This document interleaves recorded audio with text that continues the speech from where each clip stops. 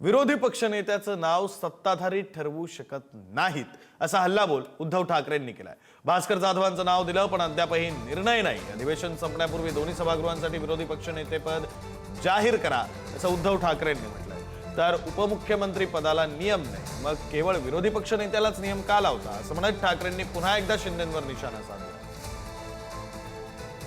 काही गोष्टी नियमाच्या आडकाठीत म्हणाल तर मी पुन्हा एकदा उपमुख्यमंत्री पदाचा विषय त्यांच्याही कानावर घातलेला आहे की उपमुख्यमंत्री पद हे कोणत्याही संविधानात्मक पदापैकी एक पद नाहीच आहे। त्याच्यामुळे जर समजा याला नियमाची आडकाठी असेल तर उपमुख्यमंत्री पद हे जी बिरुदावली लावली जाते, बिरुद लावलं जातं आणि नको ती लोक ते मिरवतात, ते ताबडतोब रद्द झालं पाहिजे। विधानसभेच्या निवडणुकीनंतर आम्ही विधानसभा अध्यक्षांना विरोधी पक्षनेते पदाचं नावासहित भास्कररावांच्या नावासहित पत्र दिलं होतं।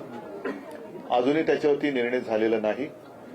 साहजिकच आहे त्याच्यानंतर विधान परिषदेचं विरोधी पक्षनेते पद रिकामं झालं, त्याही बद्दल विरोधी पक्षाकडनं पत्र गेलेलं आहे। सभागृहाची ही पदं रिकामी आहेत। आपण दोघांनी एकत्रितपणे हा निर्णय या अधिवेशनाच्या आता उद्या परवाकडे शेवटचा दिवस आहे, आपण जाहीर करावा। आता जसं काही जण असं म्हणतात मी काय भाषण करायचं तुम्ही नाही सुचवायचं, तसं विरोधी पक्षनेते पदाचं नाव कोणी द्यायचं हे सत्ताधारी